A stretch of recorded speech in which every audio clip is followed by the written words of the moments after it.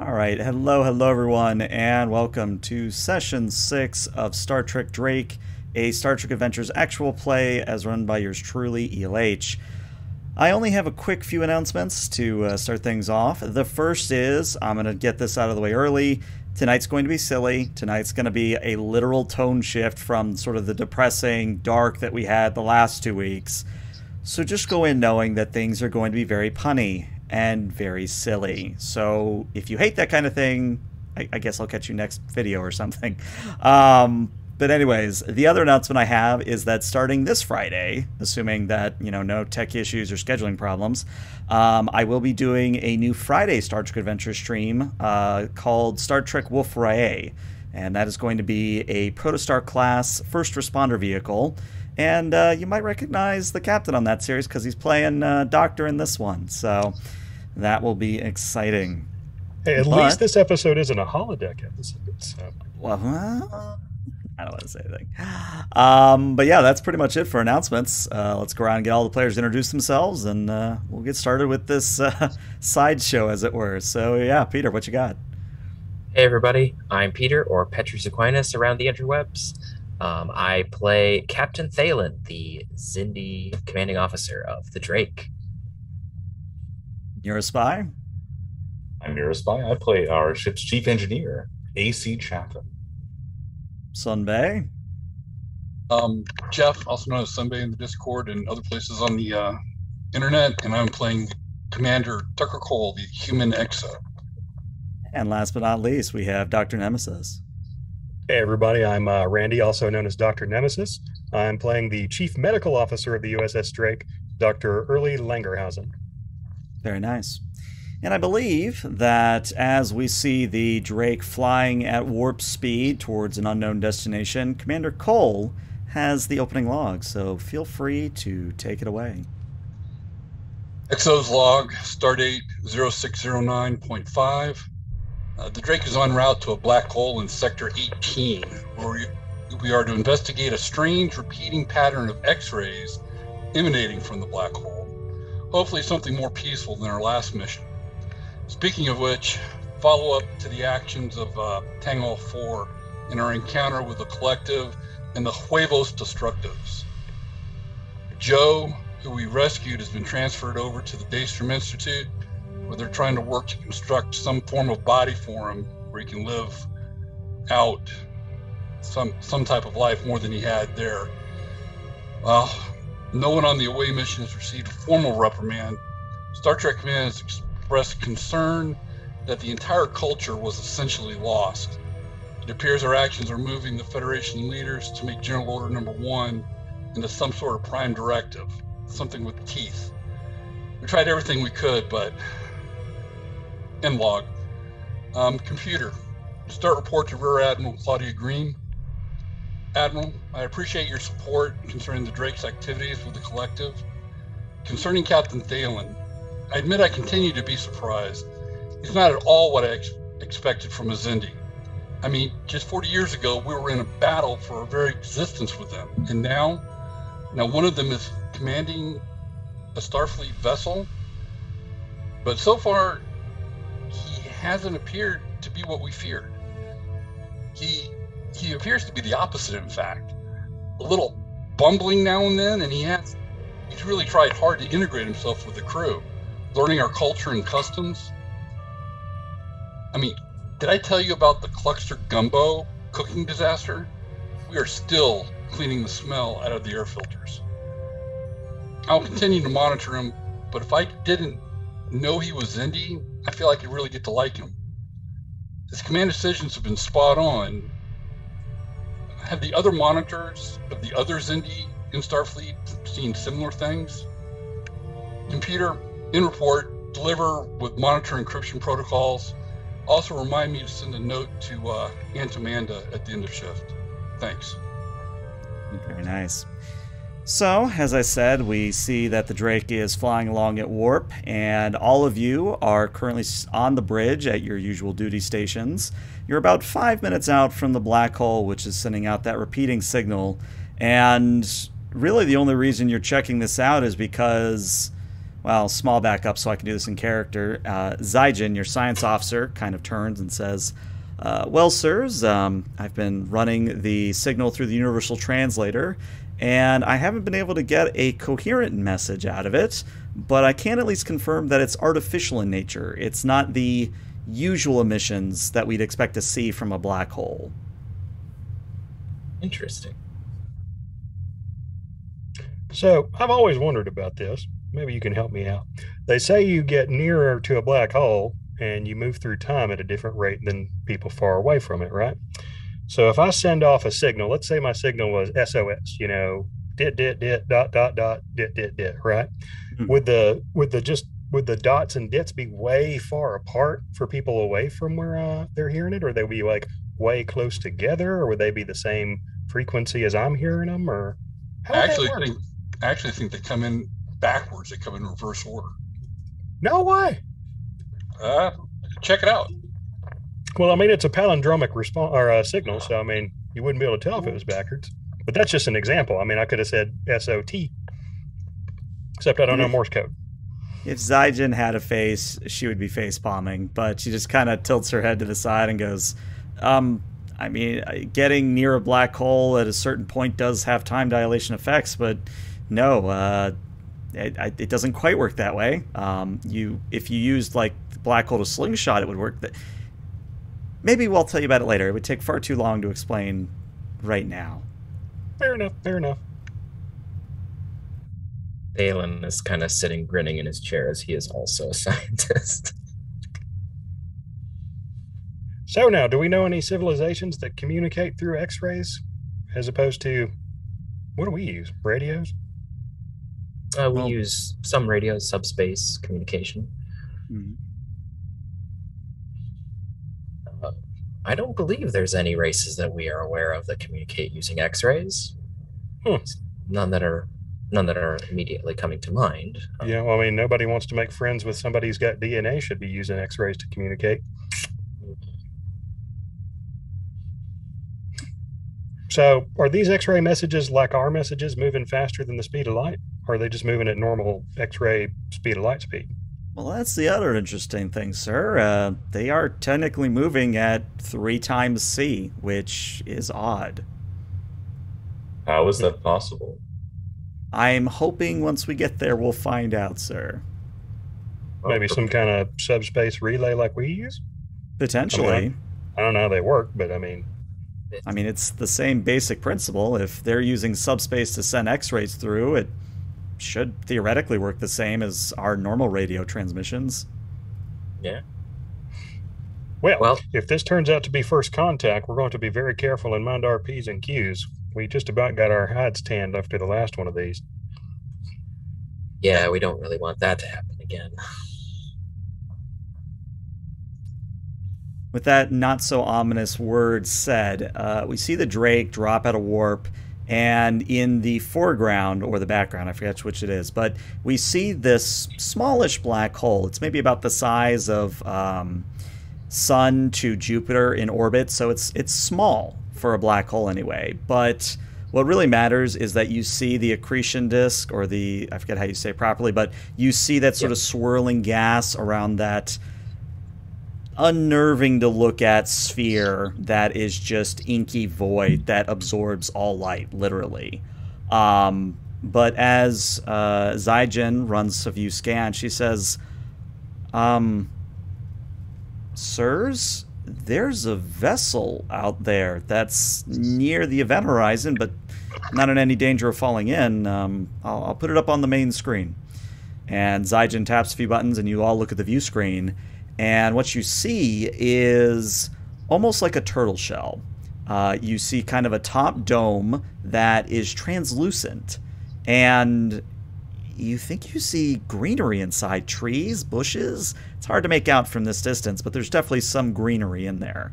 And underneath the dome, there's kind of a floating support structure, almost like you might expect from an actual space station. But really what matters is that this ship, structure, whatever it is larger than current Earth space dock, and Earth space dock is big. So this thing is like 2-3 kilos in length or diameter, I should say. Oof. I will be a monkey's uncle. That looks like a whole rainforest in a dome. I can't. Sensors aren't penetrating the dome, but I could concur with the visual analysis that yes, it looks like there's a forest in there. Captain, I didn't mean any offense about monkey's uncle. It's an old saying where I come from. Oh, don't worry about it, Doctor.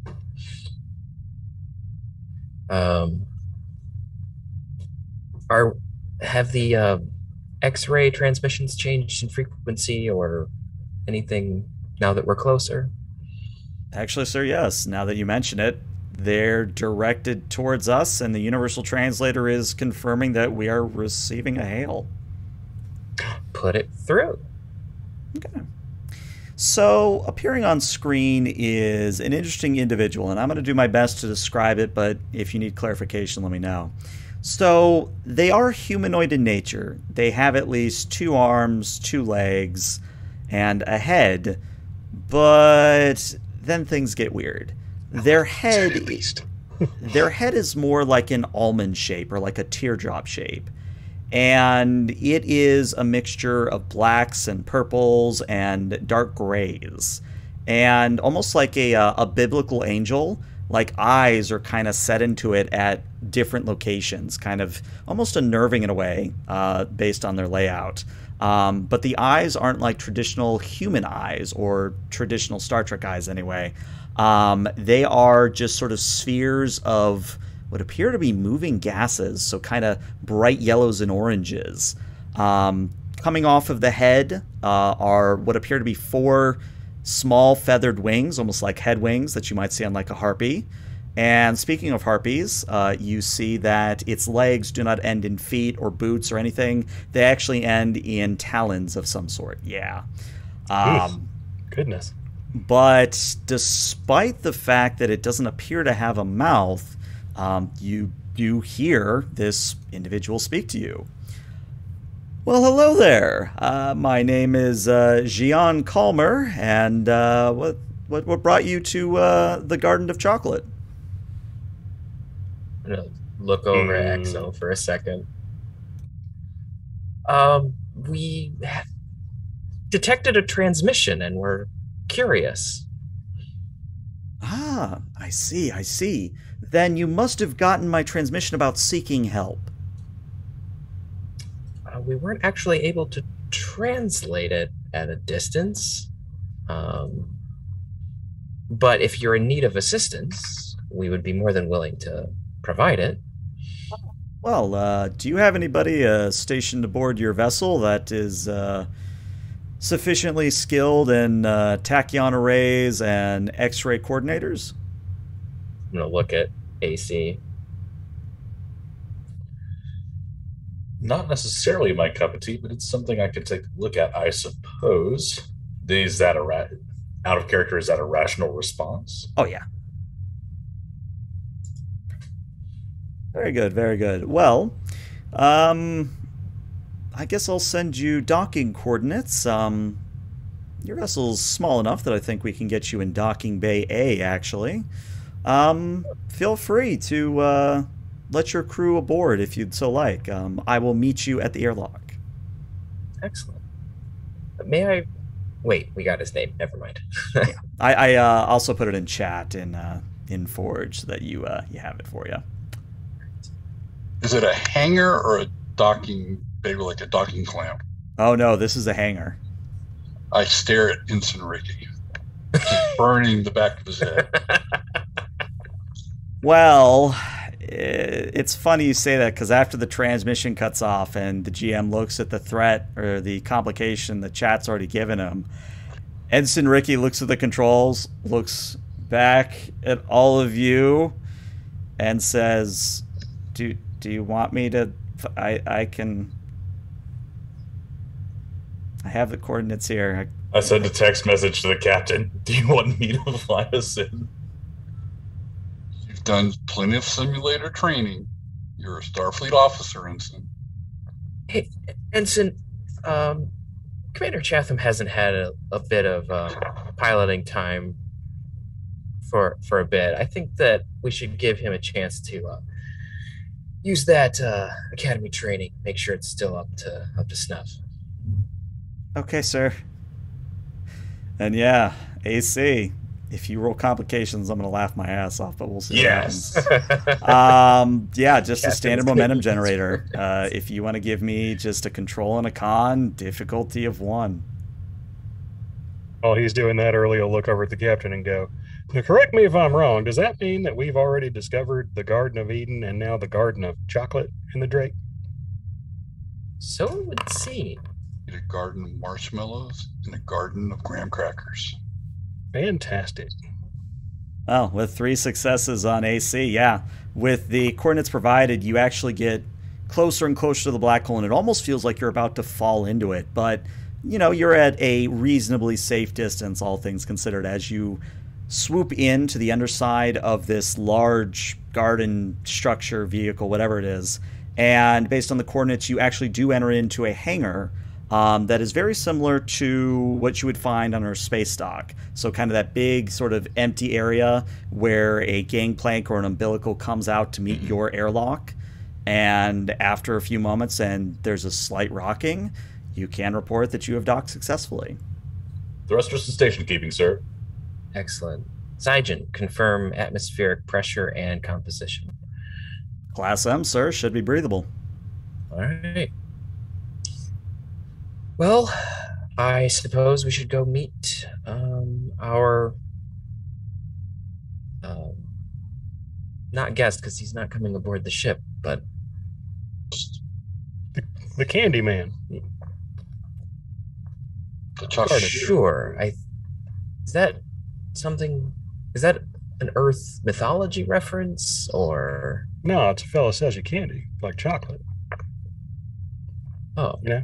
Who can make the sun rise? is Spring that a song from Old Earth? That it is a song. But a guy runs a candy shop. Thalen leans down and pushes some buttons on his command chair. Do they to not have mark it for later. candy on your planet? We had candy, but I suppose it wasn't as popular or celebrated as it seems to be on Old Earth. Well, now that we've gotten you some gumbo, we're going to have like a Star Trek or a Starfleet Drake Halloween night. We'll go from cabin to cabin trick-or-treating. I have heard of this holiday. I would be interested to see how we would practice it on a starship. We'll figure it out. I leave it in your capable hands, Doctor. All right. So mostly for bookkeeping, the 4 are you going to go as yourselves, or are you going to take supporting characters, just so I have in mind who's where? You know, I think there's probably more reason for Ensign Ricky to go than for the Doctor. So I think I might bring the Ensign. All right. In that case, we have Captain Thalen, Lieutenant Commander AC, Commander Cole, and Ensign Ricky. You go to the airlock, you cycle through, and what you see on the other side waiting for you is, well, the individual who identified themselves as Jian. I said it a little bit weird earlier, but it's Jian. Jian is larger than you. And I don't mean that just like he's 7 feet or 8 feet. No, he's about 10, 11 feet. Definitely pushing 3 meters almost. And you have to all look up at him. Oh! Says Ensign Ricky. Greetings, Jeon. I am Thalen, captain of the Drake of the United Federation of Planets. Well, it is a pleasure to make your acquaintance. You are a bit smaller than I was expecting, but I'm sure it'll be fine. Yeah. Well, our view screen doesn't really communicate size particularly well, so... And Jian kind of looks at each of you as if waiting for you to introduce yourselves. Nice black hole you've got here. It's Commander quite Cole. nice. Oops, sorry, sir. Commander Cole, DXO. Commander Cole, okay. AC Stratham, Chief Engineer. Ah, yes, you'll have to help me with the X-ray coordinators, because apparently if you're the first ones here, And actually, Jian kind of looks a little bit critically at the human members, which I think is all of you. Except well, I guess not Captain Thalen. Looks at everybody but Captain Thalen quizzically, and then like snaps his like taloned fingers and go, "You're humans. Yeah, I remember seeding Earth. Yeah, I remember. Well, it's been many millennia since I've run into your kind." Hi, I'm Ricky. I drive the ship. Ah, yes, Ensign Ricky. I'll remember that. What did you do to Earth? Perhaps it would be best if I showed you. And Jian kind of turns and motions down the gangplank, which I should mention is, now that you're here, sized to accommodate species of his height. So it's almost like walking down a Gothic cathedral where, you know, there's just like space everywhere around you, and it's almost a little unnerving. Are we having to run to catch up with him since his strides are going to be so insanely much longer than ours? I think what happens is he starts with a normal gait, then realizes like you're having to run to keep up with him, and he deliberately slows down that so you can walk and talk. Very polite. But yeah. So as you're walking, he kind of keeps almost his head tilted to the side so that he can kind of keep an eye on you. Well, one of many eyes. And he says, "Well, Ensign Ricky, what I mean by seeding is, let me ask this. Have you ever wondered why every species that you might have encountered up to this point has a word for chocolate that's very similar to one another?" No. Do they? Is that true? Well, based on the Zindi language and comparing it to your Earth standard, yes, I would say so. We always have this translating machine turned on, so when anybody says their word for chocolate, I just hear my word for chocolate. Also, Yes. we don't talk about chocolate a lot on our ship. It just doesn't come up very much. Are you sure you don't mean like dilithium or No, hydrogen or I'm chocolate too? chocolate, yeah. Like it's a dessert? A dessert, a confectionery, a drink, if you wish to do it that way. Yeah, it sounds like chocolate. So wait, so that means you made what? Huh? What does that have to do with Earth? I was getting to that. Oh, okay. Sorry. So my species, the Chocolade, and I'm going to put it in chat so that you can see I'm not just messing with you. The Chocolade are, I guess you would call it gardeners, in a sense. We take it upon ourselves to spread the joy and the fun that is chocolate to developing worlds. And for you in particular, Ensign Ricky, and then nods to Commander Cole and Lieutenant Commander AC, for you three, on Earth, I recall sending down a seed pod, roughly, I think in your calendar it would be 1500 BC? You invented chocolate? Oh, no, I didn't invent it. I merely planted a few seeds that were genetically modified to work with Earth's biosphere. Like Johnny Appleseed? I have no idea who that is. He's the guy that planted all the apples on Earth. Well, he's not real, and you apparently are, but it's the same, I think, idea? Maybe. Why did you do that? Well, think of all the benefits that chocolate offers.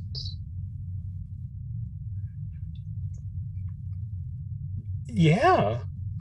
Yeah. It is very nice. Wow. Then at this, Jian kind of just chuckles a little bit, which actually kind of sounds like a chorus of angels when he laughs. So it's a little unnerving still, but you know, you maybe get over it or don't in a few moments, and you eventually arrive at the airlock on the actual part of the station.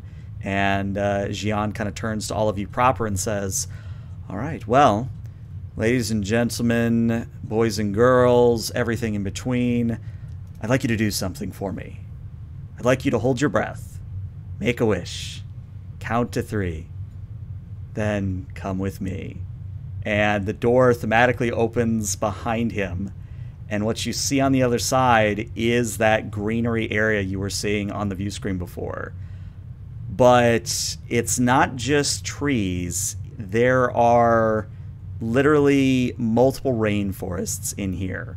And it would only take a simple glance or a quick tricorder scan to confirm that every single tree in here bears cocoa fruit or cocoa beans.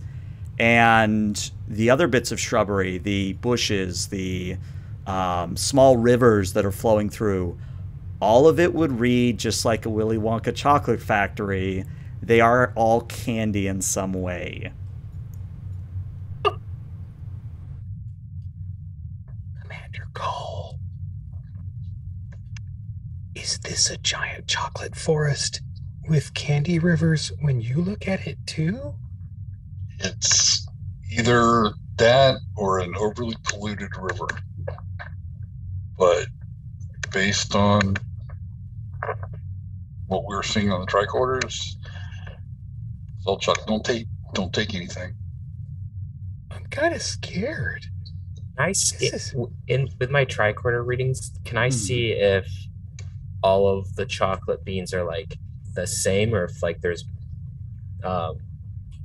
minute differences? Like, are there different versions that could be seeded on different planets? Yeah, certainly. Go ahead and give me either an insight or a reason plus science here.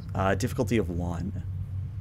Oh, and I just got another threat. Very nice. Oh, no. Are the trees sized to Jean, or are they human sized? That was the other detail I probably should have mentioned, is they actually vary. So you kind of have 4 quadrants of the rainforest. So there's 4 main quadrants. One of them is kind of like Earth size, where it's like 9, 10 feet, maybe 20 feet. Depends on, how far they get on the Ivory Coast. Then you have ones that look like almost feral trees that are kind of spiky and maybe are meant for more of a hostile environment. Then you have something that's Xi'an size, where, it's 30, 40 plus feet, tall, just to get up to the beans. And then the 4th quadrant, you have what appear to be more like bushes than actual trees. But yeah, with 2 successes on Captain Thalen, you get a momentum back.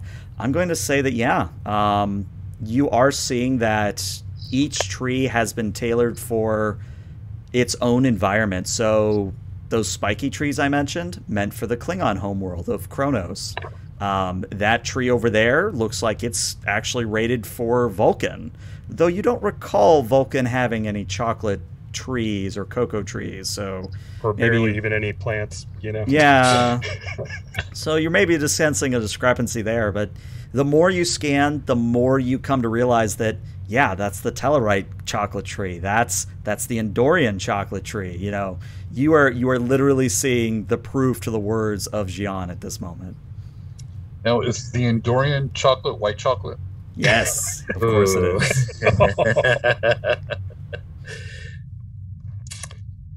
Dear me. So based on my readings here, Commander, these are exactly what he says they are. Chocolate species that can go to any planet. Are these native to your planet?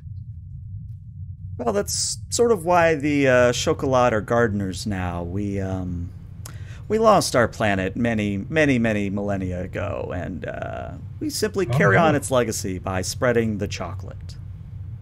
Very sorry to hear that. There are more of your gardens in the galaxies? I believe I'm the only one in this galaxy. The others went to, other galaxies. So chocolate's not only not from Earth, but it's also not from the Milky Way? That would be a succinct summary, yes. That is so weird. Chocolate has literally crossed interstellar space, intergalactic space to be here. I wonder how many other things aren't from Earth that are on Earth. I had an ex-girlfriend. I swear it wasn't from Earth. I mean, just food? There's so many possibilities. So Jian kind of there's laughs. this one thing called haggis that I heard of that I'm pretty sure isn't native to Earth. Sadly, I think that one is. Yeah, unfortunately, I'm fairly certain we can claim that, much to our. Yeah. Okay, interesting. Only humans would think of that. I was hearing mixed reports. So Jian kind of laughs at your discussion and says, well, I'm happy to answer any questions you might have, but so long as you promise not to damage any of the trees or the bushes or anything that you see in the forest here in the garden, you are free to move about. Your crew is allowed to come for shore leave if you so wish. And then he looks at AC and says, so, trying to think how to say this in words you might understand. Do you have a form of replicator, some matter energy conversion that you can generate food or atmosphere with? Yeah.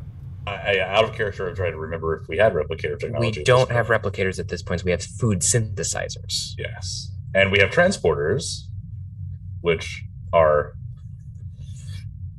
I think we're still working on that, though the theory exists for us to do that. We use it more for transportation at this point. Ah, I see. Well, I'm sure you'll do fine. I'm quite sure that a chief engineer of your caliber will do quite well. Let me summon one of my drones, and they'll escort you to what needs doing. And Jian snaps his fingers, and someone in chat beat me to the punch. A literal bunny, like a bunny that is the size of almost a toddler, so it's a big bunny. A bunny hops out, and you realize that it has antlers too, so it's actually technically a jackalope. But a jackalope hops out, and Jian motions at it and says, "This is one of my many garden tenders that helps tend the garden with me. This one is named," and he kind of stares, I forget its name, but you can just call it a Boomfa Doofa. It's like a moose rabbit. Boomfa doofa. Does that mean that rabbits and mooses also aren't from Earth? I can't speak to that. Sure, there's many rabbit-like things. Or moose. Well, I don't know what a moose is, but maybe there's many moose-like things. There is a lot of genetic similarity, Ensign, throughout the galaxy. All right, Boomfa Doofa, do you know where I need to go? Little rabbit kind of twitches its nose, and it turns around and hops a few feet, and then turns back to see if you're following it. I think I'm chasing the rabbit, sir. Are we all right? Go? Go forth, Commander. So we're going to follow AC here as you chase after the rabbit. Ensign, would you care to come along? Yes, sir. Yeah, okay. Remember, don't touch anything that you don't have to, and definitely don't break anything. Yes, sir. You can count on me. To do. I look at the EXO as Rich turns away, and then I will follow the rabbit. And Ricky, with a stupefied look on his face, continues following you, just sort of open-mouthedly gaping at everything. So we'll follow you guys first before we go back to Thalen and Cole. So AC and Ricky, the Boomfa Doofa leads you to what conventionally actually looks like some form of a terraforming machine, where it's regulating the atmosphere, tweaking it just so that it maintains a certain amount of humidity, a certain temperature, things of that nature. But even without a roll required, AC, you recognize that there's a problem in that every about minute 30 seconds, the machine cycles, meaning that it goes all the way off and then cycles all the way back on. So it's almost like an air conditioner in the middle of summer, where it's just struggling to keep up at this point. And the Boomfa Doofa kind of leads you to this tower, which is not quite in the middle of the entire dome, but it's pretty close to the middle. And it kind of motions with its head and its ears at the machine, and then backs away slowly to give you room to work. I will assess the machine. Okay. Go ahead and give me a insight or reason plus engineering, difficulty of 2. I'm going to help. All right, you may assist with your own insight or engineering, and we'll see what happens. I shall choose reason. Is this a power system or a computer? Or Or is it so foreign that... I would say if you had atmospheric condensers, I might have given you that. Or if you had anything related to life support. Nope, I'm an engines guy. Yeah. But I spent a momentum for an extra die, so that's fine. Well, I also have a complication from chat that's going to happen no matter what you roll, so let's see what happens. Lovely. Well, if you want to smash this machine into the side of an asteroid, I've got excellent news for you. Yes, apparently Ricky's mere presence Oh, no. has ruined my ability to roll. Yeah, that's a complication and a failure. Almost 2, so yeah. Oh, was it a 2? Yeah, it's difficulty of 2. So here's what's going to happen. You pull out your tricorder, you start scanning, and then almost like a wave or just a sloosh of chocolate drips down from overhead onto your tricorder. And you look up to see where the hell it came from, and looming overhead in one of the branches of the trees is a gigantic vulture that looks like a cross between like a bald eagle and a fox. And it's just kind of looking down at you with keen eyes, and it's like its head is like twitching as it tries to get a good look at you. So your tricorder's covered in chocolate. That's complication 1. I was going to say, I jumped back and dropped the tricorder. Okay. Well, it's now on the ground covered in chocolate, but it is there. Right. The other complication is going to be Ensign Ricky, in your zeal to be assisting in this matter. You maybe bump into the atmospheric condenser, the life support system you're here to fix, and you knock the tower over. And what I should say is that this isn't like a 2-3 meter tower. This is like a 5-6 meter tower.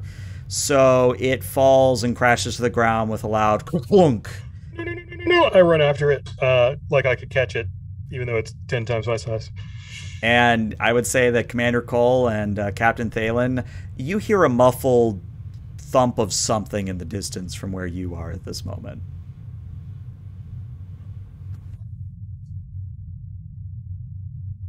He did something. I know it, Captain.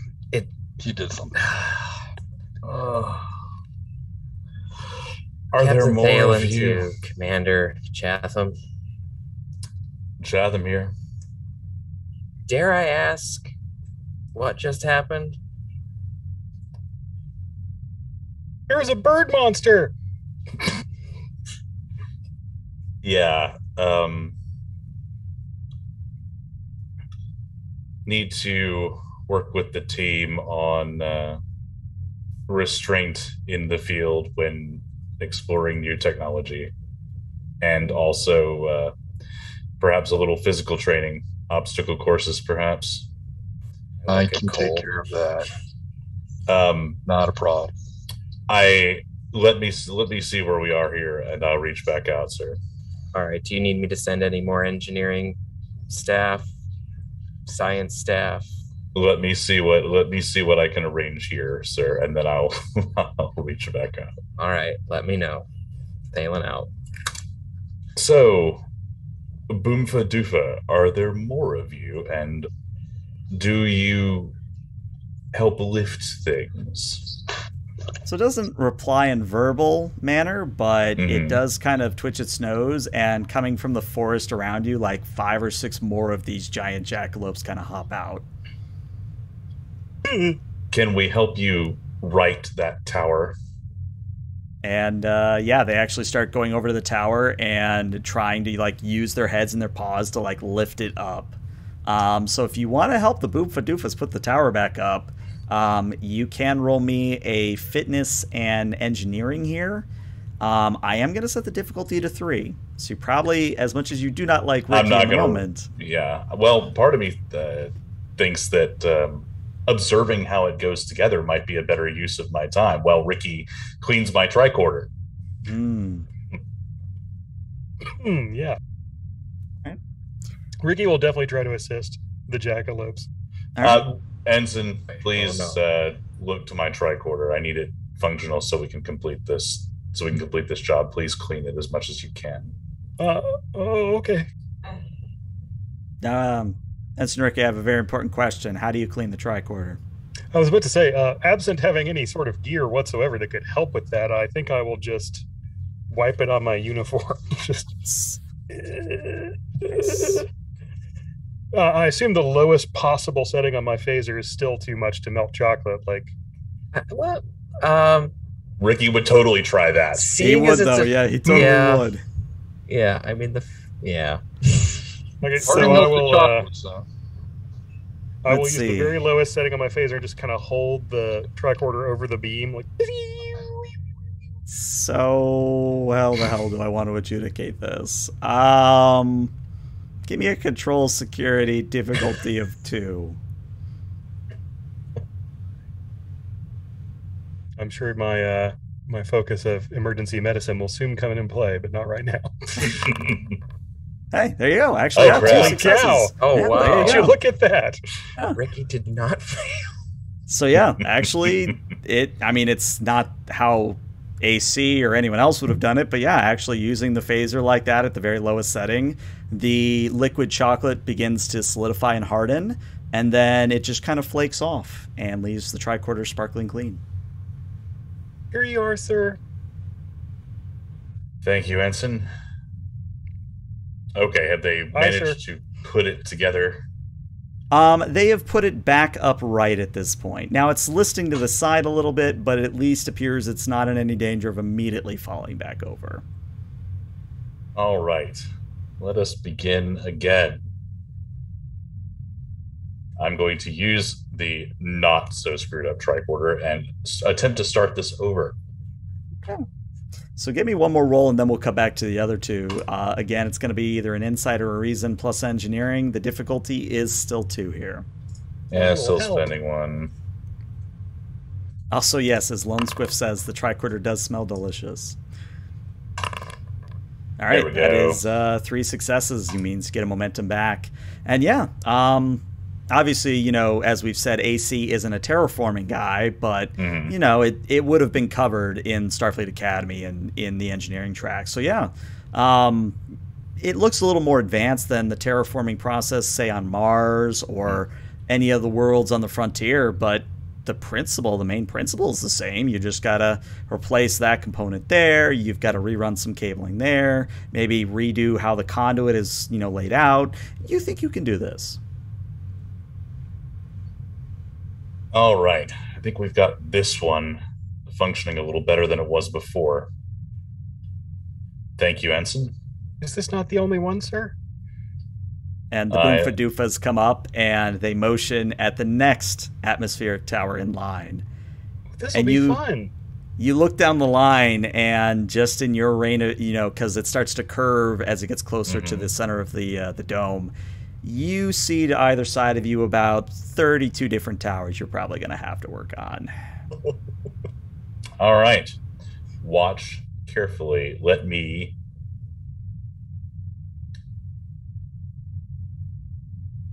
Do you have a notepad? I can record notes in my tricorder, sir. I'm going to do this next one very slowly. You will take notes and record me. Yes, sir. Thank you, Lieutenant Commander. So we will proceed to the next one.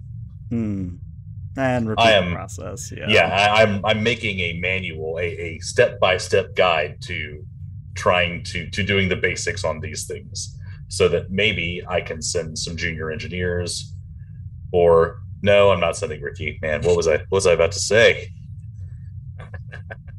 To aid in this. They need, after the gumbo incident, they need a little shore leave themselves. Yeah. A little light work wouldn't hurt anybody. Yeah. I think sending Ricky to repair your critical systems is an act of war, technically, but so that happens. You start to that. Let's go back to Commander Cole and Captain Thalen. So, at this point, Gian is just kind of hanging around. He could leave if you wanted him to go, but otherwise he's just kind of hanging around with you guys. You're also muted, Sunbay, as is tradition. It had to happen. watching it so closely. I need to get the captain aside from Jean. Sure, easy enough to do. Sir, are you buying this? Buying what, Commander? It's got to be the security in me, but a race that seeded chocolate on all the major civilizations in the galaxy. Not just this galaxy, but multiple galaxies, apparently. It does stretch the imagination a bit, but it's not outside of some of the realms of possibility that we've seen on some of our voyages, where there's many theories as to why there's so many, I believe, you call them humanoid. The translator translates humanoid races. So it's possible, but it definitely is a little strange. Maybe we should, maybe we can ask him a little bit more about it. And he was very particular about not breaking anything. And so I'm a little bit nervous about letting crew running around on their own. That is a good point. I will defer to your security judgment. If after we ask some questions, if it does get to a point where you think it is safe, I wouldn't mind giving the crew a little bit of shore leave. This place is quite the fantastical environment. And just the smell is... Oh, yes. I believe many of the crew would be, we might have to, I believe the phrase is pull them kicking and screaming back to the ship. I agree. Which is another problem, but... Well, yes. We do have a break for that. That is true. It wouldn't hold. We wouldn't have to use it, I don't think, but...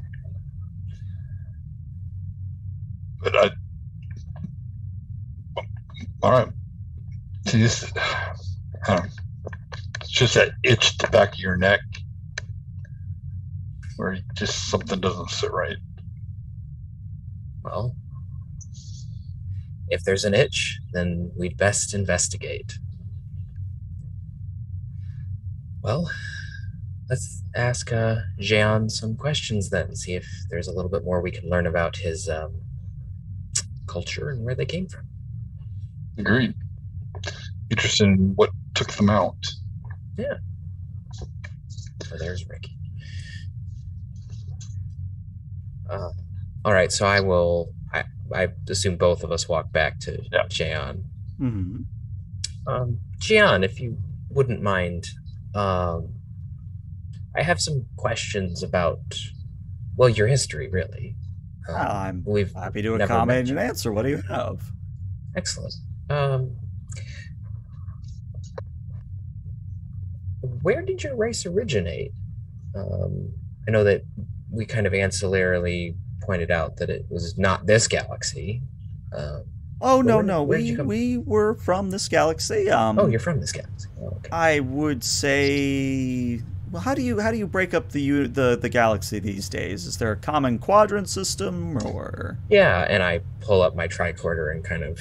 Well, I mean, it's really tiny for him, obviously, but... Right. I mean, you still show him, and that's what matters. And he kind of, bends down and looks at it and goes, okay, yeah, based on what I'm seeing on this, you called it a tricorder, yes. Yeah, we would have originated in the very far reaches of the Gamma Quadrant. Well, we have never managed to send any exploration ships there yet. So... Well, there's a saying where I come from and among my people that, much like chocolate, the inquisitive mind will find a way. I'm sure we will, at some point. It may take hundreds of years, but I'm sure we'll get there. So, the far reaches of the Gamma Quadrant. Interesting. What destroyed your homeworld? It was a supernova, was my understanding. I am many, many generations removed from the original people who used to live on my homeworld, but I believe it would have been about the same time as humans. No, not humans. What was that species that came before you? And you can see that, like, he's thinking of the right word, and he says, there was a dinosaur species that left your homeworld many, many years ago. Left the homeworld. Look at Cole.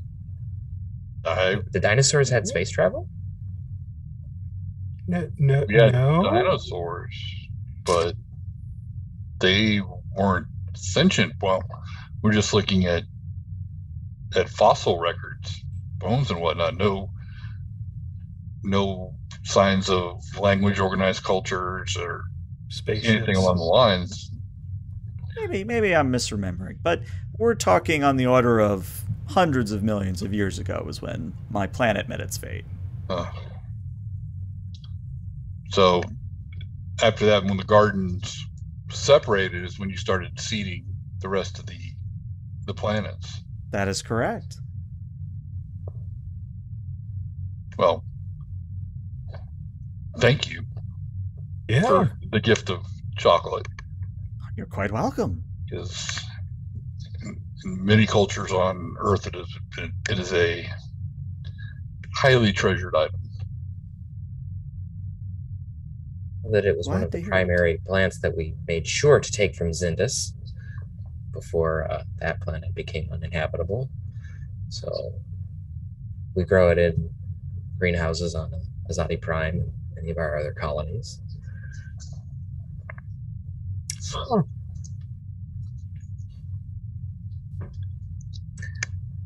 And is being near a black hole where you have to be to adequately grow for the trees, or? I was wondering if any of you were going to ask. Yes, actually, we use the natural emissions of the black hole, the X-ray emissions, to regulate the atmospheric condensers and the other life support systems for the garden. If I were to borrow your tricorder for a moment, I probably could chart you a course of all the black holes I've visited during my tenure. Sure. And it's one of those things where, you know, it's comically sized when he takes it in his hand and, like, starts poking at it very gingerly.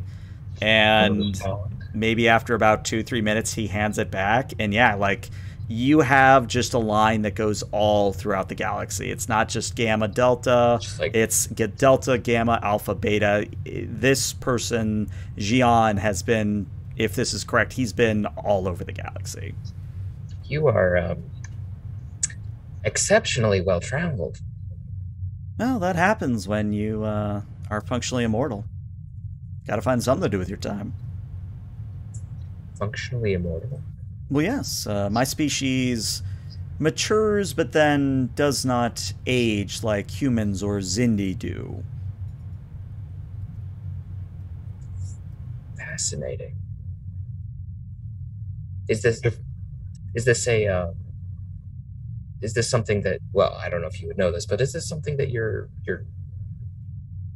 that this was a artificial evolution, or is this something that just happened?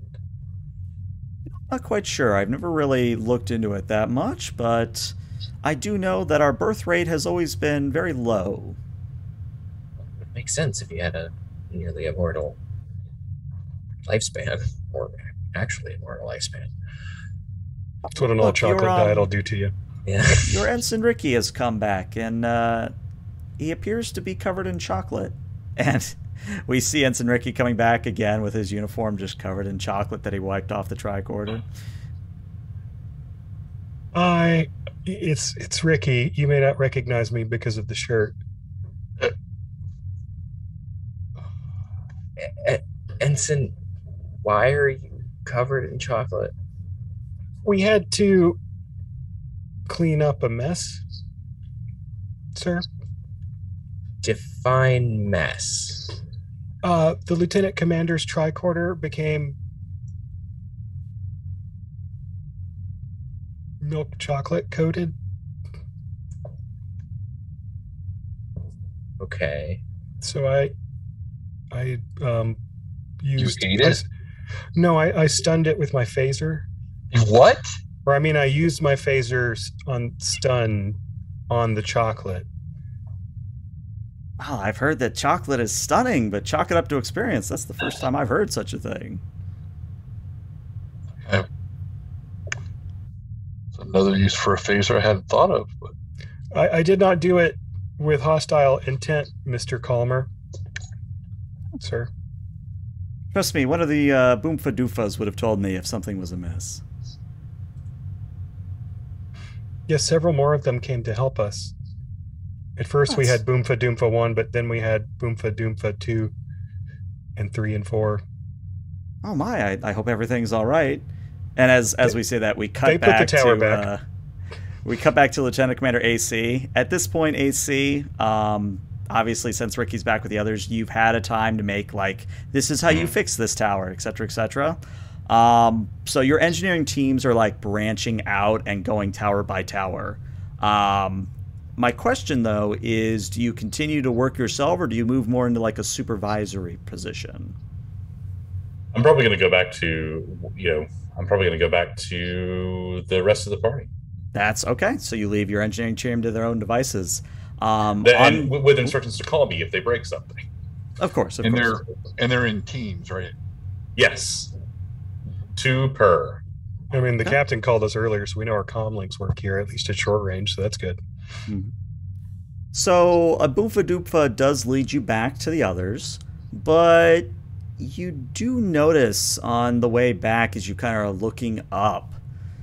Tell me honestly, is AC a chocolate man?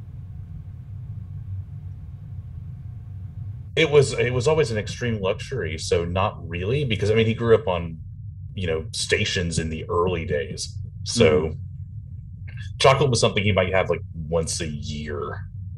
Okay. Would you say that he's tempted at all by chocolate? At this point, he's not going to touch or eat or anything having to do with this place. It's still a little bit creepy. Okay.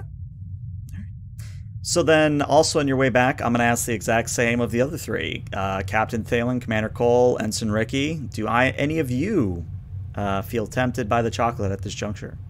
The captain is for sure curious. Hey, little Starfleet boy, you want some candy? Ensign Ricky, absolutely, he cannot resist himself. He's like, what if alien chocolate tastes like 10 times better than Earth chocolate? Like, what if our chocolate has become attenuated over time? 15,000 years is a long time. Maybe we've been growing it wrong now, and it's like we have some weedy, crappy chocolate. Genetic drift. It's imperfect. Hershey's is different than Cadbury's, which is different than... Yeah. What about Commander Cole? What's he feel about chocolate? He likes it, could take it or leave it. It's not a do or die type of thing. Okay. But definitely not gonna touch it until we know more. Still have that itch at the back of the neck. Like AC said, something creepy. Okay. So obviously then noting that Captain Thalen and Ensign Ricky are eyeing the trees, eyeing the chocolate around them with not quite hungry eyes, but with interest. Jian kind of takes a knee, or at least bends down so that he's closer to head level with all of you, and says, if you'd like, I could easily give you a sample of the original chocolate, and you could compare it to your homeworlds. Prime the original, chocolate? so the one from your planet. Correct. Like, I would at least very much like a sample so I could genetically compare them. Of course. And snaps his fingers, and a Boomfa Doofa comes out with like a small plate in its mouth, and on it is like an inch by inch by. So it's a cube. It's an inch cube of chocolate, and there's 2 of them. It's like the alpha chocolate. Reach down, take it, sniff it. Milk chocolate, dark chocolate. So that's the thing, is that when you sniff it, it smells like the raw cocoa. It's not milk chocolate, but it is like fresh from the stalk, literally, cocoa. So Unsweetened if you're not cooking familiar with chocolate, and I did far too much chocolate research for this episode, the actual cocoa is very bitter and is very much as the Klingons would say, it's a warrior's drink if you have it straight. I think I would like to Warrior's scan sweets. it with All my right. tricorder. Yeah. So I just eat mine. okay, all right. Well, that answers that question. As AC and Thalen, as you start to scan the chocolate, Ricky just pops it in his mouth. So we're gonna learn a little bit about Ensign Ricky here. Oh, So- Learn a lot about Ricky. Ensign Ricky, how old are we saying Ricky is at this point? All right, let me pull up my sheet and make sure there's nothing I'm contradicting. Yeah, there's not a lot going on here. I mean, this is his first assignment. We've established that, so he's got to be like Starfleet graduate age. So I'm assuming that's like 22 ish. Something like that, yeah. And I mean, he's almost certainly an Earthborn, probably Midwestern North American boy. Like I'm thinking Kansas, sort of. Okay. Kansas boy. All right. So, Ensign Ricky, when it pops into your mouth and you take a bite, again, it's extremely bitter. Like, it is the darkest dark chocolate you've ever experienced in your life. But you know that one scene in Ratatouille where the critic is having that bite of literal Ratatouille and he experiences a flashback? It's very similar, except it's not just a flashback to one event in your life. It is quite literally every single moment of joy, your first love, your first favorite meal, a favorite birthday party.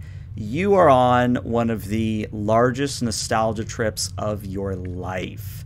And you know how some people say that their life flashes before their eyes before they die? You're not dying, but you experience a moment of clarity of, wow, all that's happened in my life.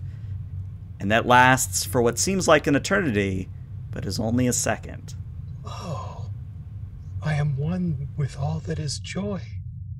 It's like when I made the ultimate frisbee team in high school, or when I got accepted to the academy. Wow. Ricky's just kind of off on his own little universe. Psychotropic? Huh. Continue the scan. Commander, you continue scanning the chocolate, and I kind of hand it to him. I'm going to scan the ensign. So AC, give me a, let's call this a reason medicine, and then same thing actually for Thalen on Ensign Ricky.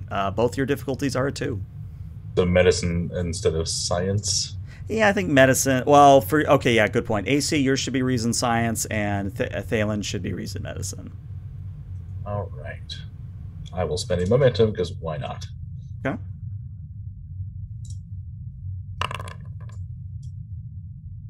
Let me see. Yep. Well, I mean, that is 1 success for Thalen and 2 successes for AC.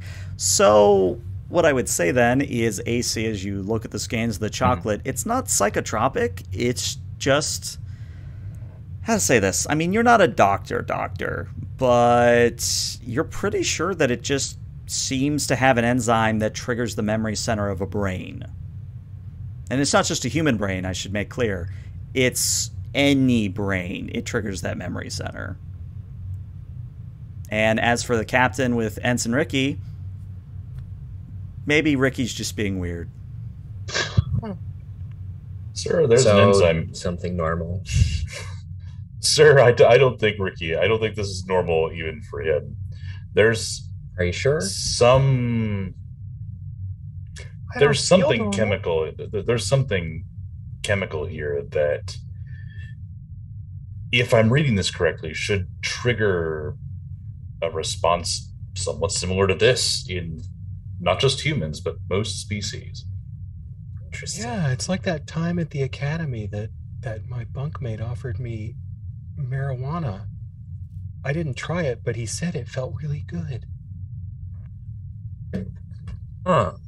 I think the phrase is tripping balls. Oh no, sir, I'm sorry. I just feel very good. I don't think I'm hallucinating or anything. He Do does you have look any very more of that relaxed. chocolate? Maybe with some peanut butter or something? It's kind of bitter. I think we should probably hold off on that for now, Ensign. At least the kind that you're having. That might For be now. something we could offer to John. Peanut butter. Thank you so much, Mr. Calmer. That was wonderful. Oh, you're welcome. It makes me happy to see you happy. Oh, I'm very happy. I haven't been this happy since before I accidentally forgot to fuel the shuttle before I delivered the captain to my first posting. And as I imagine forgot everybody to just fuel the shuttle? stopping. Yeah, the captain just is slack jaw staring at you. Like he thought Is there- that the plasma coolers were not working. Do we do we hear a record scratch from somewhere? Pretty And all much. of the engineers from everywhere on the station turn toward us. Pretty much, yeah. I think that's where we're going to take our 5 to 10 minute break. So we'll be back in about 5 to 10 minutes, everybody. Stick around.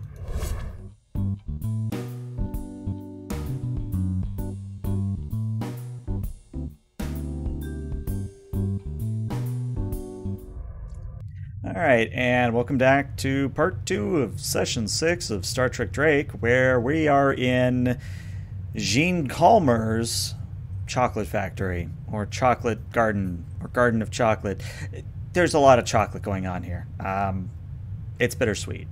But we resume with maybe a few hours after the whole Ricky incident. And Ricky, obviously that feeling of elation, that feeling of nostalgia, it's gone away. But, how much you want to harp on it is dependent on what you want to role play. But what I want to highlight is that by now, of course, with the XOs and the captain's permission, people are starting to come out of the ship and enjoy shore leave.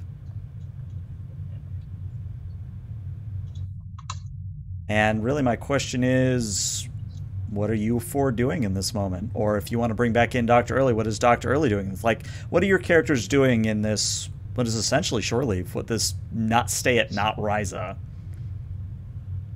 Yeah, I would strongly suspect that the doctor is staying on the ship and using the peace and quiet to enjoy a quiet meal or something.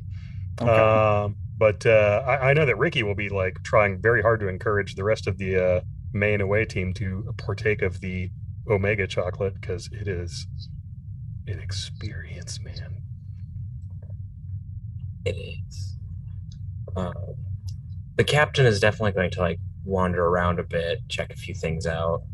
Did the captain eat his chocolate? He did not.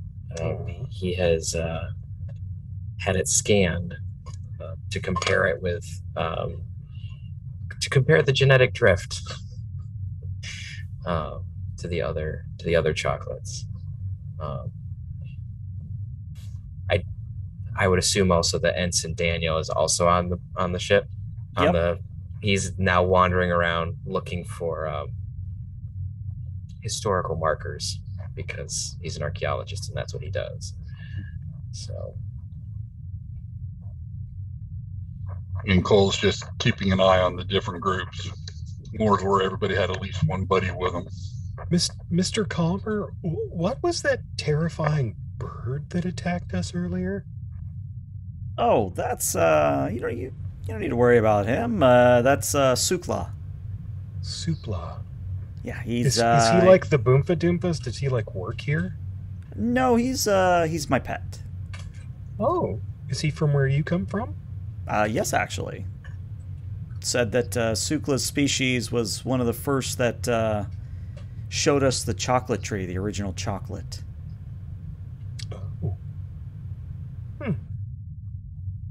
Well, that's I think nice. he's I guess he technically just the last startled of his me. kind in the galaxy, now that I think about it. Well, that's very sad. Does he eat chocolate? Some of the pets we keep don't eat chocolate because they can't. He produces chocolate, but not in a pleasant way. He kind of spits it back up. Oh. Ew. Yeah, Is that where the chocolate you gave me came from? Oh, no. Yours came from Well, I hesitate to tell you where in this dome, but it came from elsewhere. Oh, okay. Well, again, though, thank you. I really like that a lot. Can we take some with us when we leave? Unfortunately, that is the only rule I have to impose, is that you can't take any chocolate when you leave. Well, I mean, I guess all the chocolate we've ever had in our entire lives is something you gave us, so, you know. Now, of course, while you're here, you can enjoy it to your heart's content, but let's just say that I once had, I believe you call them Vulcans? I once had Vulcans aboard, and they became very, I believe the expression is drunk as a skunk when they had the chocolate, and they attempted to accost my chocolate stores, so I learned very quickly to limit what comes and goes. Gee, that doesn't sound like Vulcans. Are you sure it wasn't Romulans? They look a lot alike. I've never heard of Romulans before, but no, I'm pretty sure they're Vulcans. Yeah, they were Vulcans, because first they were like, oh, this is nothing, this is just a confectionery treat, and then they had more, and more, and more, and then they became very drunk, very belligerent. How long ago did the Vulcans visit? Oh, I was at a different black hole when they visited. That would have been 100 years ago? Honestly, I've lost track of time. Understandable. Something to ask the Vulcan science director. Yeah, because I don't think there's been any. I mean, just the generic reports I haven't heard. There could be something buried deeper down. But then if it's the Vulcan Science Academy, who knows? So how do you travel from black hole to black hole? Well, that's the other thing, is that I don't actually have faster than light technology, which means it takes me a while to get from place to place. Ah, and the same for your intergalactic travel? Same, It yes. takes a very, very long time? Yes, in fact, I'm fairly confident that most of my species that remains is between galaxies at the moment. How would you keep the plants alive in intergalactic space? Those ships are designed as giant batteries, and they are able to not quite replenish their stores, but they're able to slow trickle the charge.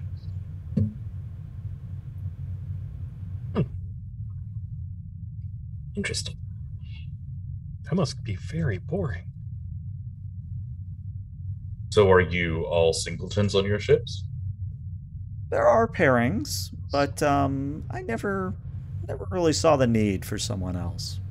Oh, forgive me, I wasn't Are you the only member of your species aboard this ship? Oh, yes, indeed. Huh.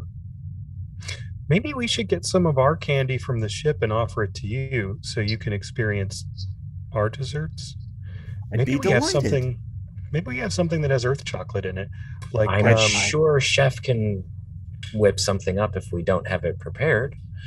Like a mousse, or I've never heard of a moose, but I love. Well, wait a second. Someone mentioned a moose earlier. Who Oh, it's not the mammal mousse. It's spelled differently, I believe, and it's a chocolate based dessert.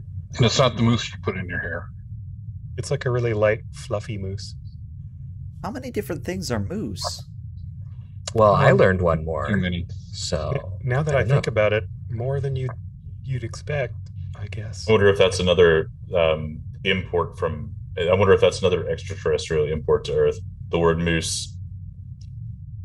Ricky taps his communicator and goes off to the side to tell the chef to prepare some samples of Earth chocolate dishes with what we've got in the food synthesizers.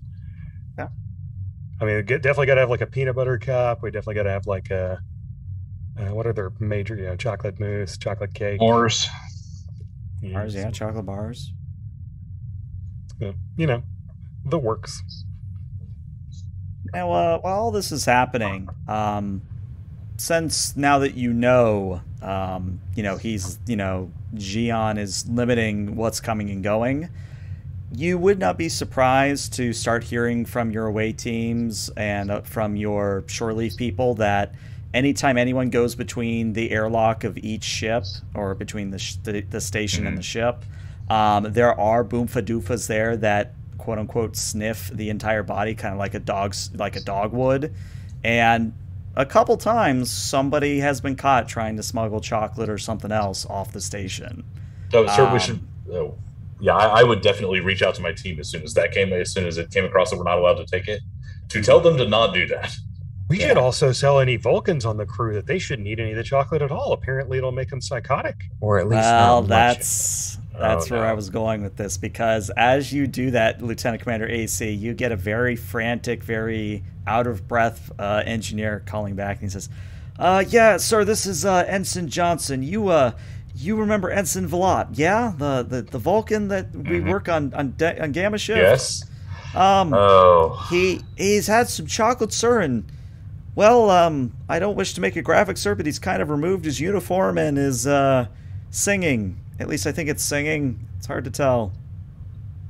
XO, I might need your assistance here. I'm with you. I will go. I'll stay here with you, Captain, to make sure you're not alone. Thank you, Ensign. Nice. All right, so AC and Cole, you rush over to the away team in question, and yeah, when you get there is a very inebriated Vulcan having naked time as he kind of dances and sings between the trees, as it were. And it's one of those things where, you know, Ensign Johnson's kind of like, should I shoot him with the phaser, sir? How do we stop? Can you even stun a Vulcan with a phaser? Yeah. You can. Let me try something first. What rank is he? And he's an ensign. The Vulcan is? Yeah, Velat is an ensign, yep. So, in a strong command voice, I bellow out, "Ensign, stop." Roll me a presence command, difficulty of 2. Negotiation diplomacy? Sure. Give it to you as a focus. That was... You said presence command? Yep. Already had it queued up. And... How much? Yeah, you can't stun him. He's all hopped up on Toblerone. Let's go ahead and use one of those momentum for a third die. And well done, Chad. I award you all the points. Congrats, That Chad. was good. Well done. Okay, well, I mean, that is 5 successes, so you get 3 momentum back. So, and then Revan's friend comes in right with the complication. So, Velat does stop, but the complication is he's like between trees as, you know, he's swinging on a vine. So he comes to a stop and then plummets about 10 feet onto his face.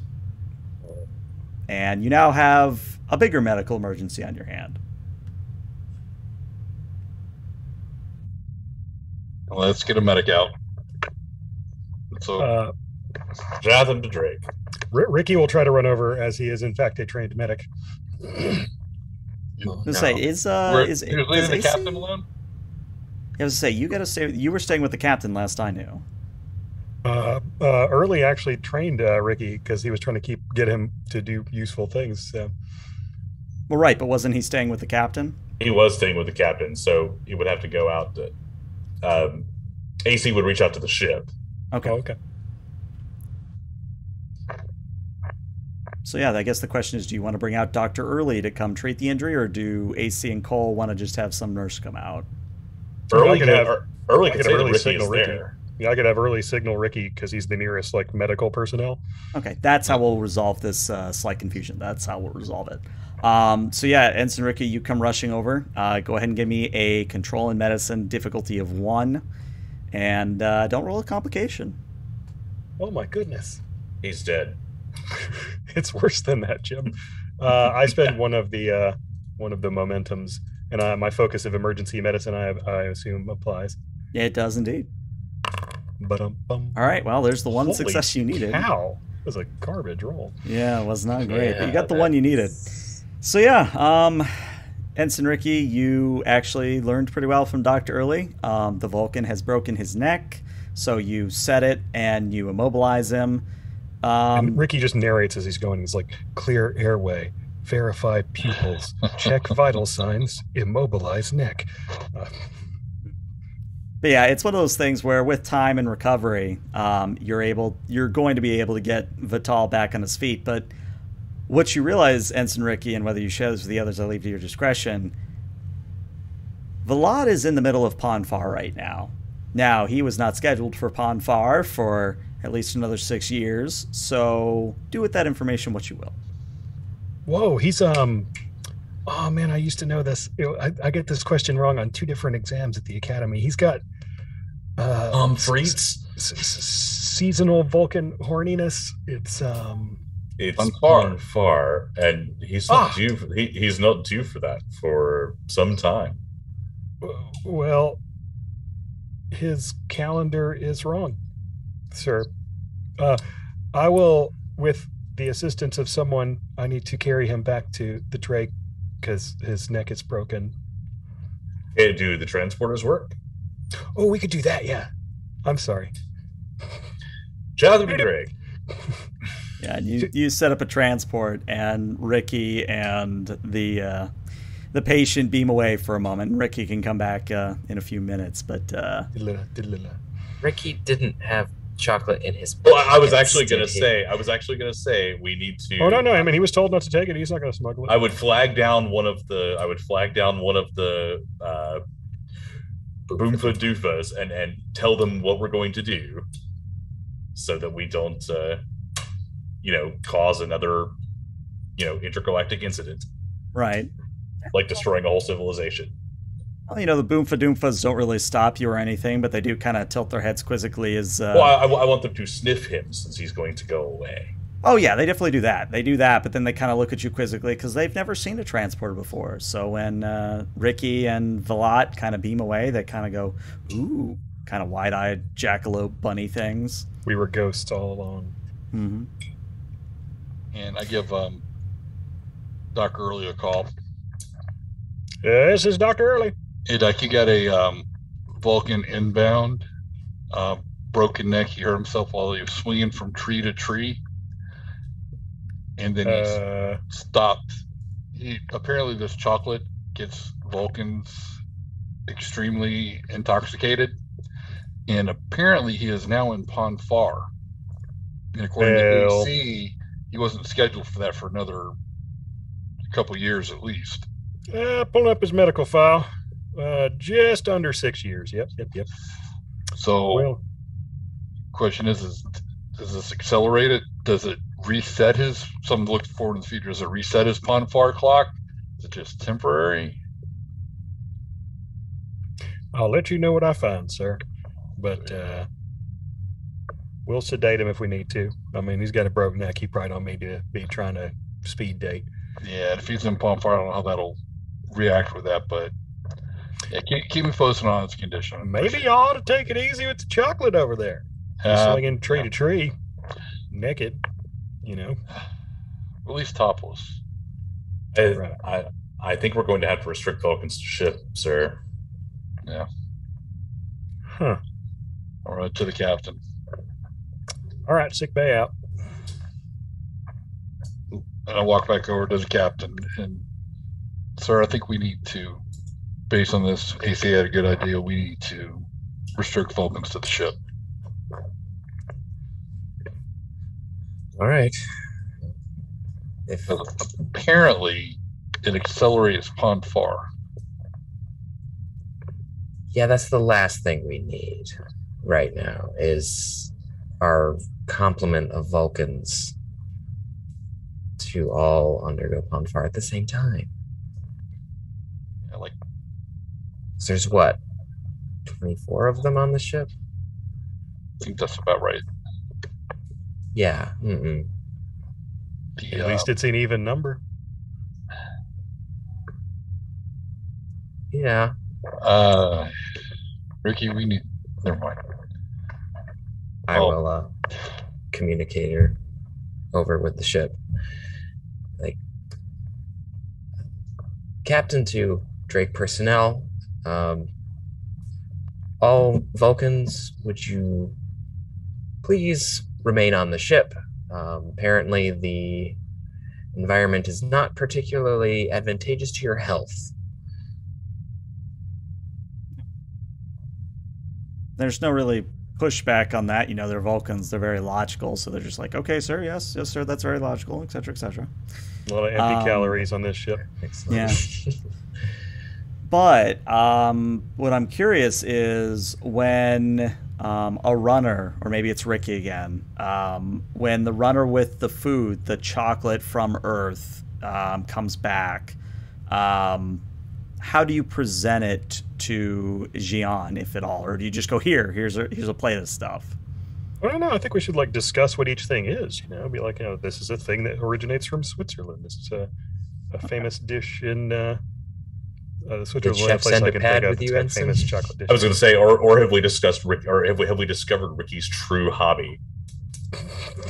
That he he's is a sous chef. Tremendous chocolate expert in particular. Chocolatier or chocolater, whatever that I word have is. I have this file on my tricorder from the mess hall about the different kinds of chocolate dishes that I was given. Captain, would you like to present them to our host, or should I? We could take turns, I guess. We'll alternate. How's that, Ensign? Yes, sir. Aye, sir. All right, so I grabbed the first one, which I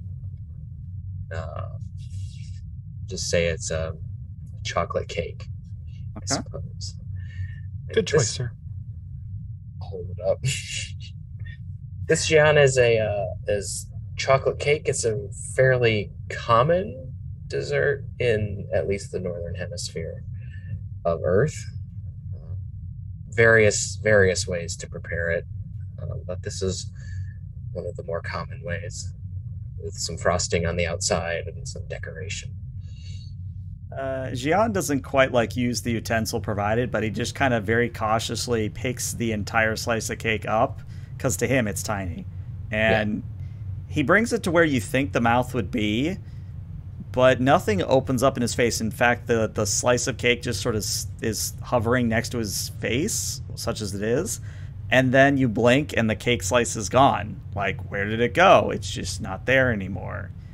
And he actually kind of goes, It's very sweet. Very, very sweet. And I detect a certain acid. Interesting. I wouldn't have thought to prepare chocolate that way. No. Yes, I would say it's a rather sweet dessert. The humans do enjoy putting sugar with their chocolate.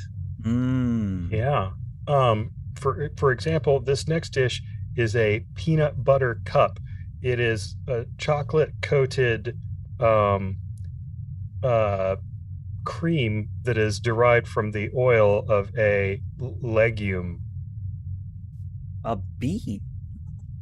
And again, takes the Reese's cup basically, and again hovers it next to where a mouth would be, and then you blink and again it's gone. And he goes, "That's I don't much care for it, but I can see how some people might." How is he doing that? He's making the food just disappear. I'm just staring at it, trying to see if I can catch exactly when it disappears.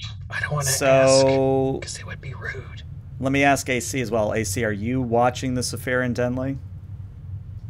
I am attempting to, yes. Okay. So, Commander Cole, you're going to roll me a insight and con. AC, you're going to roll me a insight and engineering. You can decide who is assisting whom, but the difficulty on this is a 4. Do we care this much? I'm a 7-3. I'm an 8-5. I'll assist.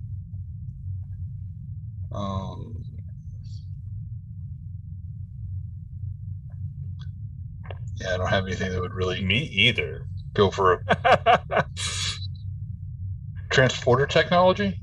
Actually would apply here, yes. I don't have it, but Yeah, that's what I'm thinking. It was either that or nanomachines, one of the two. yeah. But I definitely use momentum. Cat's telling us At to use least all of the momentum Yeah. to learn everything. Yeah. I will use all of the momentum. Acquiring Roll 2 minds extra must dice. know. Yes. All right. It's going to be funny when you roll complications, but carry Oh on. boy, Every time. Yeah. those tend to happen. Actually, there you go. Hey. Okay, so 5 successes. You actually get a momentum back.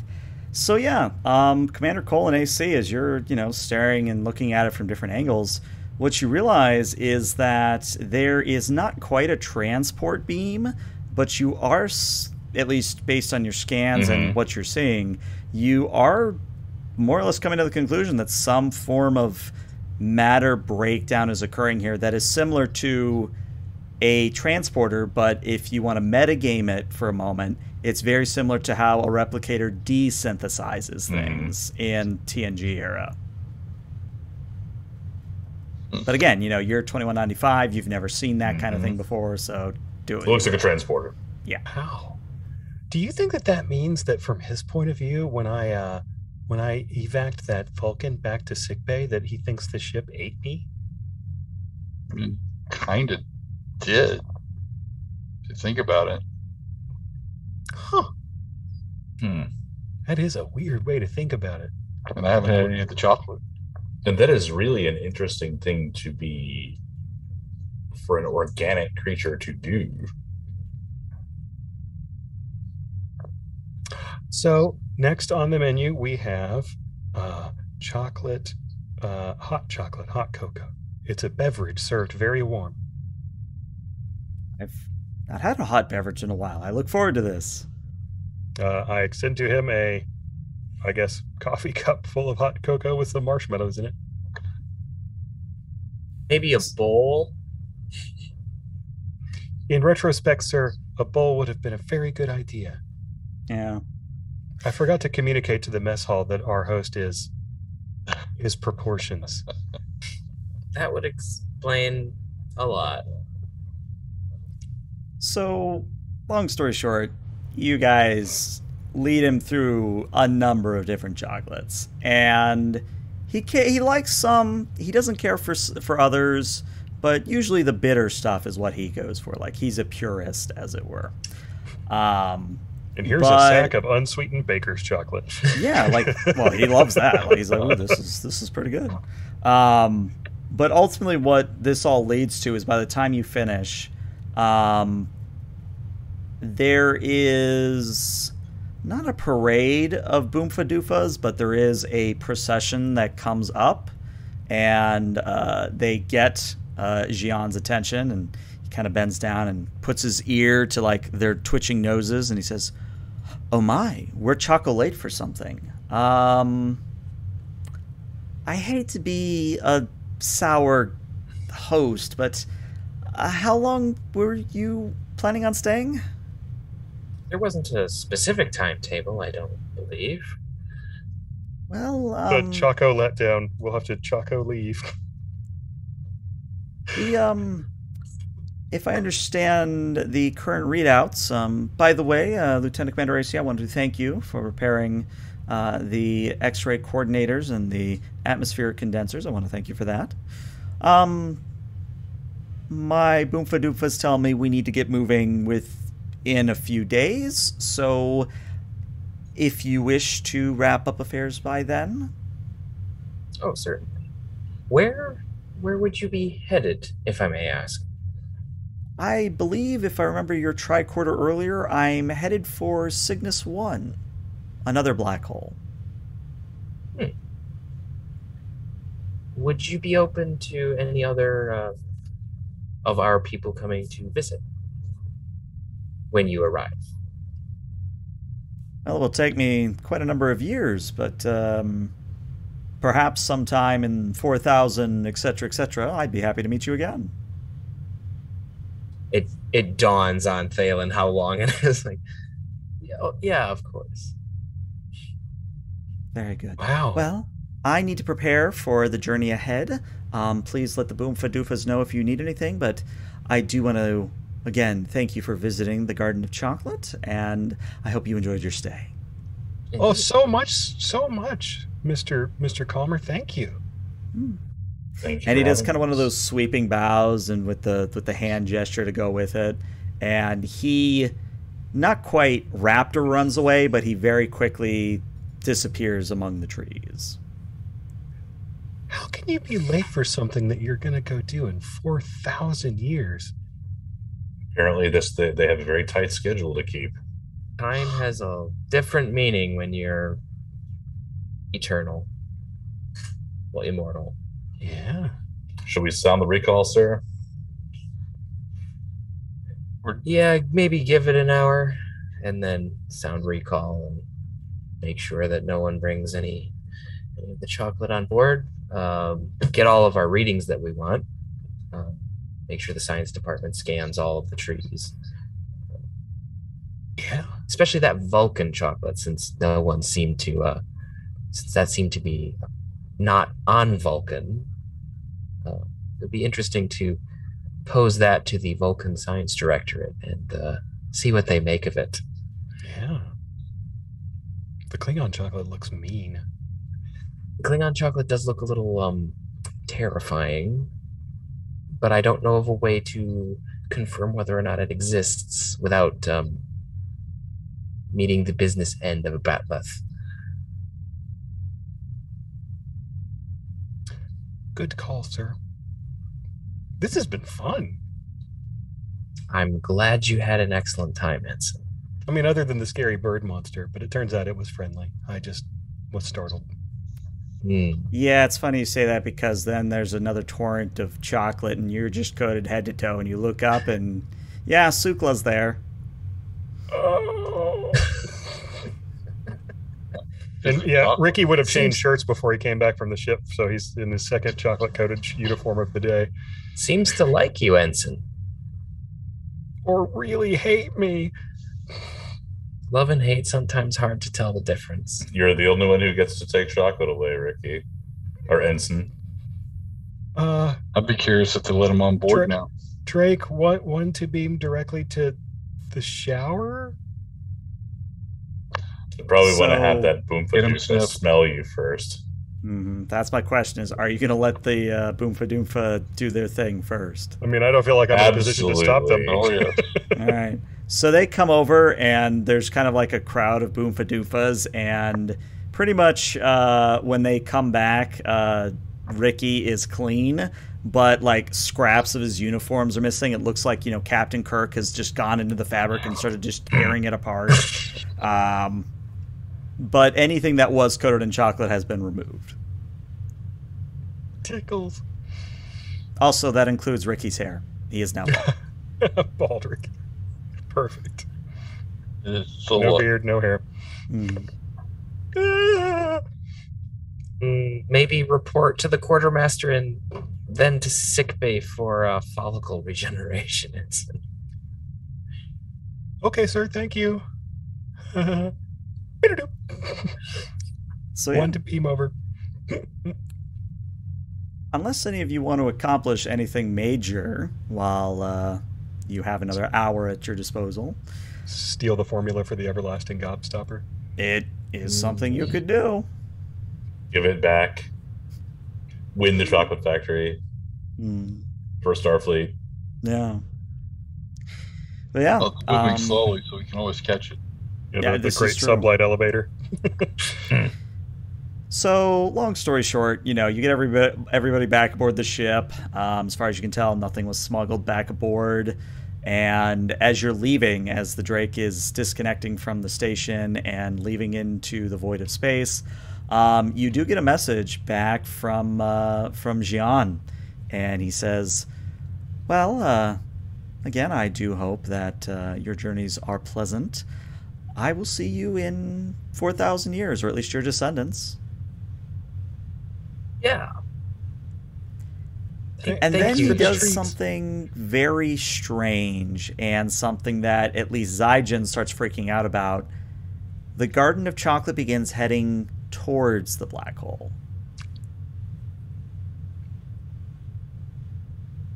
Oh, Well, guess we can't catch them. we need to move.